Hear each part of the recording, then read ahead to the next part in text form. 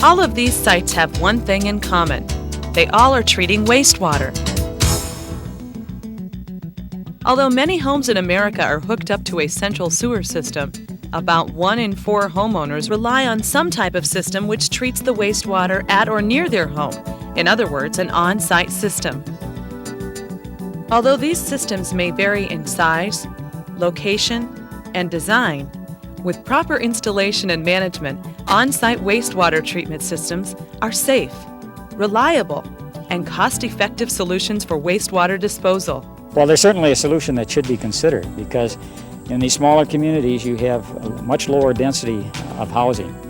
And if you compare the feet of sewer installed per user, in small communities it's 7 to 10 times what it is in the municipality. Sewers come at a very high cost. Land doesn't in many of these small communities. So if we can use the land to provide the treatment rather than having it all collected to one spot, it's oftentimes less costly. Conventional treatment plants have done very well, but people overlook how well a properly functioning on-site system performs. In fact, if you look at the effluent quality coming from these systems, it's equal to an advanced wastewater treatment plant, or better. On-site systems have gained an excellent reputation over the years. However, there are still myths that continue today.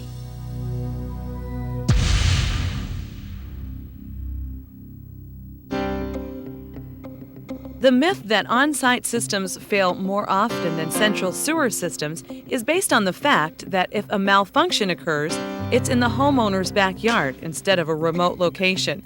Actually, on-site systems are just as reliable as central sewer. We have to remember that a lot of the systems that are out there that are failing today were probably built long before we had good codes, and certainly before we had good enforcement of those codes. A properly designed and operated and maintained on-site system should last indefinitely. What we're finding is more and more communities are realizing the benefits of using on-site systems that are properly designed and operated to reduce the total cost to the community. So now that they could get the same level of service that they would with a conventional sewer, but at a much lower cost. The performance from an individual on-site system exceeds that of a conventional secondary treatment plant. You get advanced wastewater treatment from these systems. So they perform much more consistently, and they can perform much more reliably if they're properly operated. It's our goal that each property owner is served such that they don't know whether they're on an on-site system or they're on a sewer. It can be done this way. Conventional septic tank systems do leach nitrate to the groundwater, but yet we can design systems to remove that nitrogen before it reaches the groundwater. So it's just a matter of deciding what kinds of water quality standards we want to meet with these systems, and they can be designed to do that. Research on different types of on-site wastewater treatment systems for homes has been done in Wisconsin and is currently being conducted in the Florida Keys. These systems are monitored to evaluate the operation, maintenance, and overall performance. What has been learned is that on-site systems can meet any water quality goal. Well, we've developed a research and test facility here to demonstrate the use of on-site wastewater nutrient reducing systems. These are on-site systems for single-family homes and small communities which treat wastewater to a very high standard. We're learning that these systems can perform as well or better than municipal wastewater treatment systems. They can meet stringent water quality goals. Our research has shown us that the water quality standards we hope to meet can be met by these systems, but they need management, and we've learned that management is the key to their operation and function as a reliable wastewater treatment system.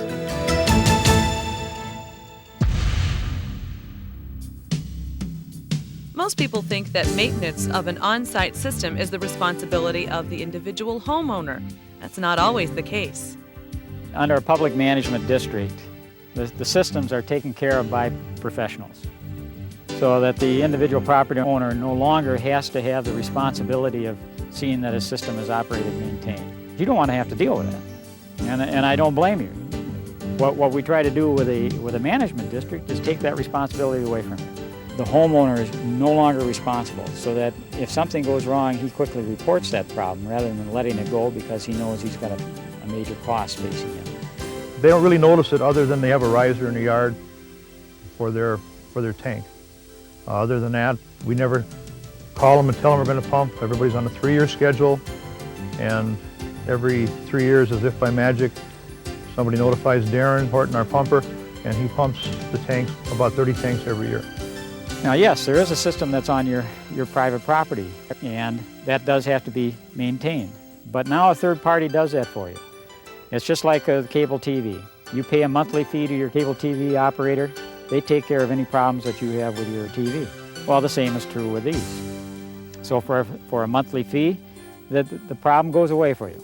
But it's all managed by the public utility.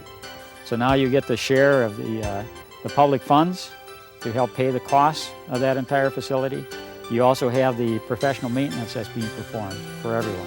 That's all built into these rates that we've got that we pay annually, and that takes care of any problems that you have from where you go out of your wall of your cement blocks into the first holding area and then on into the pump area and then out to the street. That's all part of your maintenance agreement with the system, if it's done right.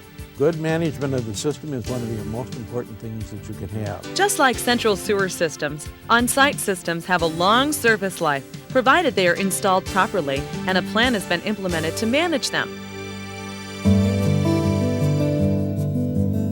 When you're out, standing looking at the lake like this, I really appreciate the lake. And I appreciate the condition of the lake.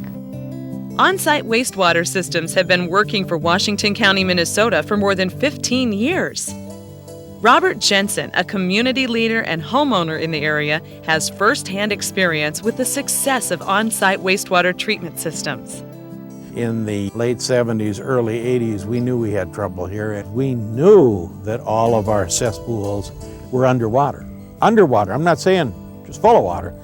They were under, they could have been under 2-3 feet, for heaven's sakes. We had that much water.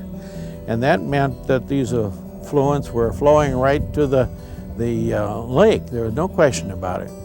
There was talk too about building our own facility up here, but that takes a pile of money too, and it just couldn't be handled locally. We realized after much conversation with state government that their answer to the problem was a watershed district should be formed and let them contend with the problems. My system here went in about 15 years ago, and it has worked wonderfully well. I want to bring to your attention the big fear that a lot of people have, and that is the costs. I think one of the biggest surprises for me was when I got my first bill, and it was between $100 a year and $150, and that pays for the care of all of my sewage for this home. And that's cheap, kids. No problem. Even oceanside communities have had the same positive experiences with on-site systems, like this one in the Florida Keys. They can perform as reliably and as well or better than municipal wastewater treatment systems. Now, communities who have the choice to hook up to central sewer are considering on-site systems. This was the most viable option that was available. It's, I suppose the word used is reclaimable. After 15, 20 years, if you have a problem, you just change the medium in the bed and you can use it again. We managed to pay for this system so far through 3 sizable grants. DNR Clean Water Fund, a Community Block Development Grant from the Wisconsin Department of Administration, and a $293,000 grant from Rural Development Services. We were able to lock those grants in primarily through the efforts of Ayers Associates. And everybody's real happy because we're not going to have massive special assessments because of roughly $600,000 some dollars in grants that we obtained. If you form a public utility to provide the operation and maintenance of the on-site systems, you do qualify for public funding. So it's no different than funding a sewer system. As a public utility, all can share in that opportunity. As a senior citizen like I am, you see, there's always the talk about what we're passing on to our children and grandchildren. Well, I know here, due to the work that has been done, this one is in really good shape.